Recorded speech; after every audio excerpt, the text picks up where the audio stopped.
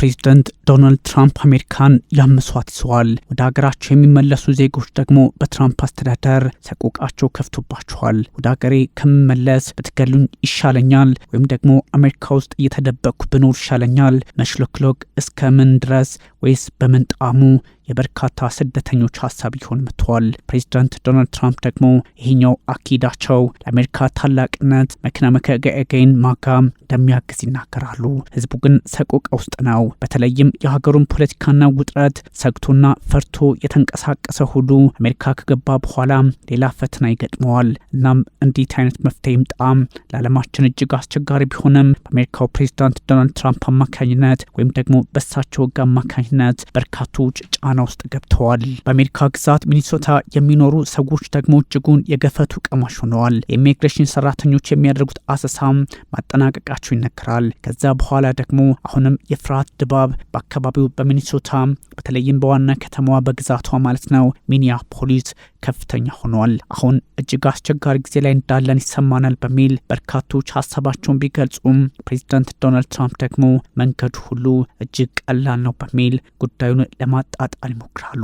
በፕሬዝዳንት ዶናልድ ትራምፕ የኢሚግሬሽን ሰራተኞች አይስ ወይም ደግሞ አይሲ አማካኝነት ሁለት ሰዎች የአሜሪካ ዜግነት ያላቸው ህይወታቸውን ማጣታቸውን ተከትሎ ትርምሱ እጅግ ከባድ ነበረ።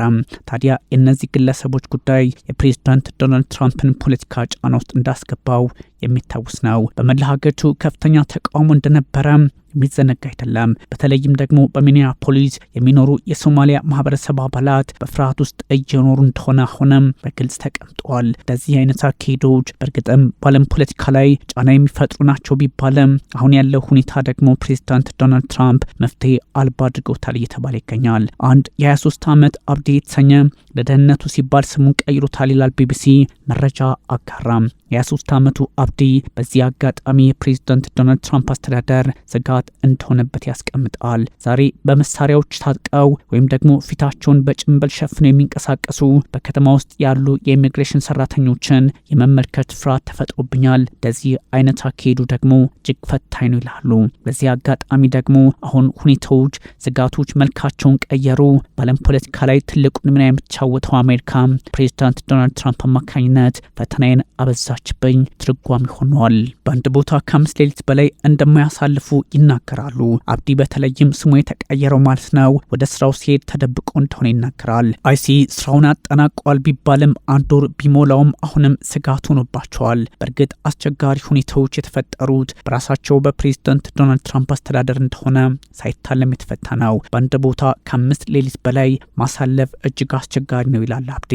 በዚህ ደግሞ ቢቢሲ ጥርት ያለ መረጃ ይዞ እንደወጣው ፕሬዝዳንት ዶናልድ ትራምፕ ፖሊሲ አማካኝነት በርካታ ስደተኞች ስጋት ውስጥ ገብተዋል። ስለ ጓደኞቹ አብዲ ሲናገር ጊዜያዊ ከለላ የሚሰጣቸው ወረቀት ቲፒኤስ ይባላል ያላቸውን ቢሆንም በቅርቡ በቁጥጥር ስር መዋላቸውን ያስታውሰዋል። ለዚህም ነው ስጋቱ ከፍ ያለበት። ሰርቶ ማደር ከዛም ደግሞ ለደህንነት ሲባል መደበቅ ምን ያህል አስቸጋሪ እንደሆነ መገመት አያቅትም በሚል ቢቢሲ ሰፋ ያለ መረጃ ይዞት ወጥቷል። ቲፒኤስ በግጭቱ ወቅት በአደጋ ወይም በድንገተኛ ሁኔታዎች ህይወታቸውን ላጡ ከተጎዱ አገራት የሚመጡ ዜጎች ለተወሰነ ጊዜ በአሜሪካ ህግ መሰረት ህጋዊ መንገዳቸውን ተከትለው እንዲኖሩ የሚያደርግ ነበረ።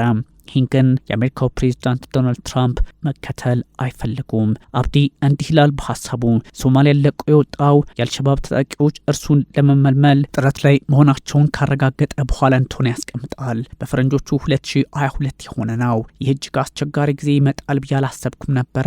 አሜሪካ ስገባ ደግሞ ሁኔታው እንደዚሁ እየከፋ ሄደ። ታዲያ እንዴት ብዬ ልቆጣጠረው የሚል ሀሳብንም በግልጽ ያከራል። እጅግ በርካታ ብዙ ጥያቄ እንዳለ ቢታወቅም ፕሬዝዳንት ዶናልድ ትራምፕ ግን መፍትሄ አልባውን ግጭት እየተጠቀሙበት ነው ይልሃል።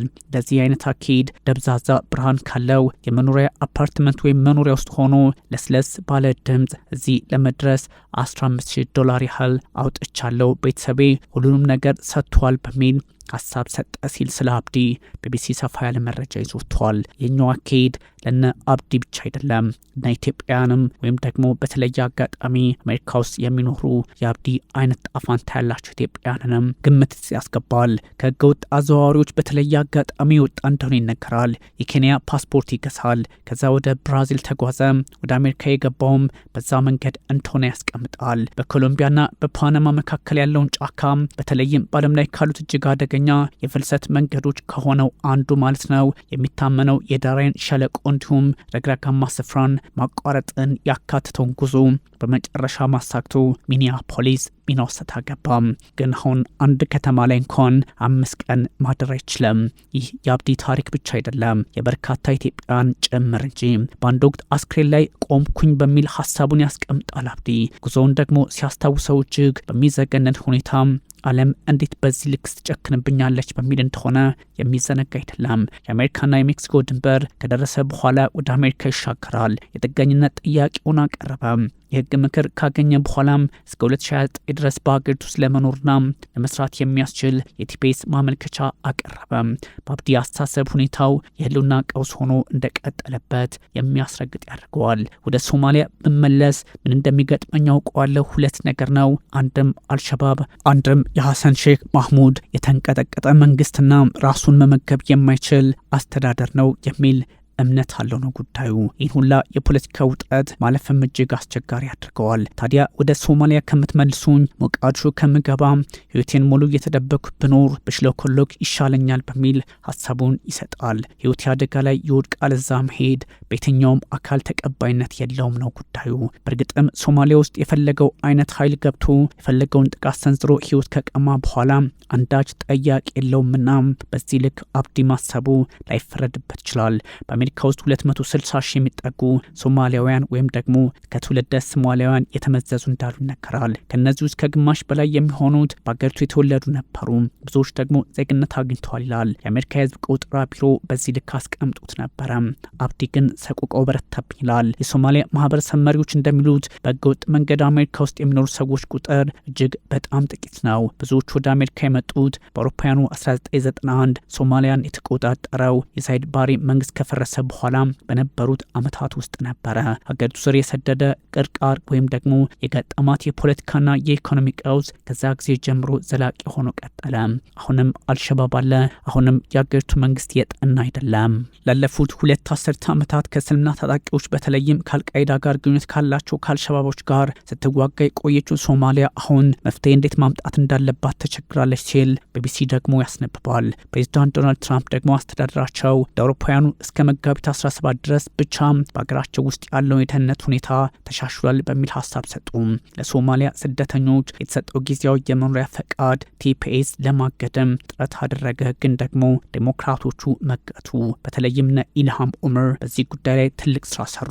ወደ 2500 የሚጠጉ ሰዎች እንደሚጎዳ ይታሰብበታል። ግን የፌዴራል ዳኞች ለጊዜው ይህን ማድረግ እንዳይችሉ የሚያደርግ ውሳኔ ማሳለፋቸው የሚዘነጋ አይደለም። አሜሪካ ውስጥ ያለው ቀውስ በዚህ ልክ ብቻ የሚቋጭ እንዳልሆነ ይነገራል። ከዚህ ቀን በፊትም ቢሆን በሚኒሶታ የተሰማሩት 3000 ተቆጣጣሪዎች ሰዎች ያፈሱ እንደነበር ይነገራል። አንዳንዶቹ ማስቀድመው የተባረሩ ናቸው። ዘመቻው ትራምፕ ስለ ሶማሊያ ማህበረሰብ ከሰጡት አንዳንድ ከባድና የሚያዋረድ ክብርን የማይመጥን አስተያየት የተነሳ ኢላማ እንደሆኑ እንዲሰማቸው አድርጓል። እናም እነ አብዲ ሰቆቃው አለባቸው። በኢሚግሬሽንና ጉምሩክ አይስ ባልደረቦች አሰሳ ሰዓት ተይዘው የታሰሩ ሰዎችን በተለየ ሁኔታ ያስቀምጡታል። የሀገር ውስጥ ጉዳዮች ቢሮ በአሜሪካ ውስጥ በህጋዊነት እየኖሩ ያሉ ሰዎች ምንም የሚያስፈራቸው ነገር የለም ሲል ቢቆየም ግን የፕሬዚዳንት ዶናልድ ትራምፕ አስተዳደር ጉዳዩን አወሳስቦባቸዋል።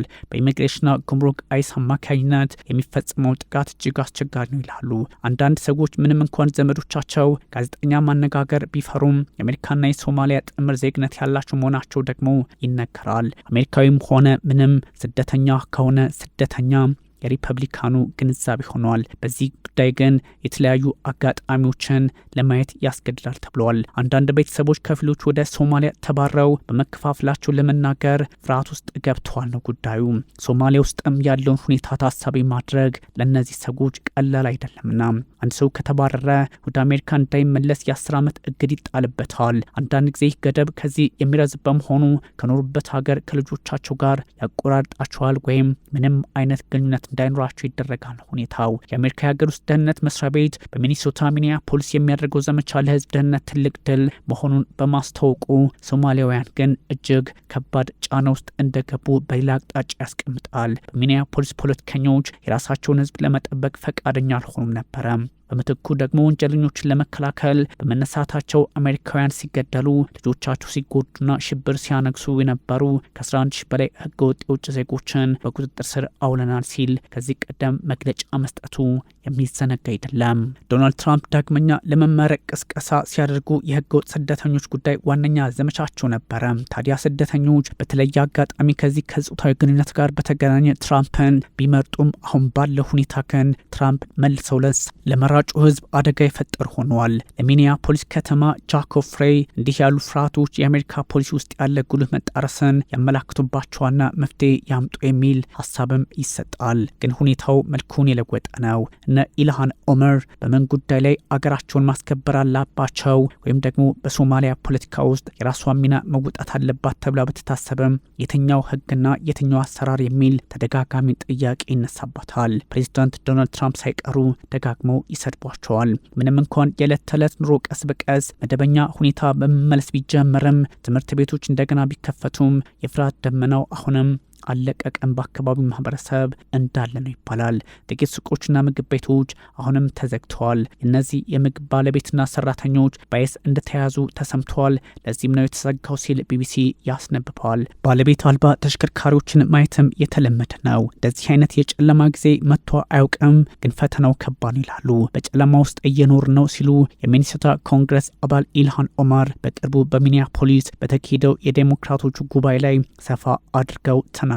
ሶማሊያዊቷ ኢልሃን ኦመር ያለፉት ጥቂት ወራት ለህፃናት ጭምር አስከፊ ነበሩ፣ አሜሪካን የማይመጥኑ ሲሉ ሀሳባቸውን ሰጡ። በዚህ የፖለቲካ ግርግር ውስጥ ተጠቃሚው ማንም አይደለም፣ ፕሬዚዳንት ዶናልድ ትራምፕ ራሳቸው ናቸው የሚል መረጃም ያጋራሉ። ታዲያ አሜሪካ ውስጥ ሆኜ በሞት ይሻለኛል ከመመለስ የበርካታ ጥቁር ስደተኞች ሀሳብና አቋም እየሆነ መጥተዋል። ታዲያ ፕሬዚዳንት ዶናልድ ትራምፕ እንኳን ደስ አሉት የሚሏቸው የሪፐብሊካን ፓርቲ አባላት በርካታ ቁጥር ቢኖራቸውም ዴሞክራቶቹ ግን ሙሉ በሙሉ በሚባል ደረጃ ስደተኞችን ማባረርና ሰቆቃ ውስጥ ማስገባት ከባዱ የአሜሪካን ኮንግረስና ህገ መንግስት ሀሳብ የሚጥስ በሚል ይተቿቸዋል።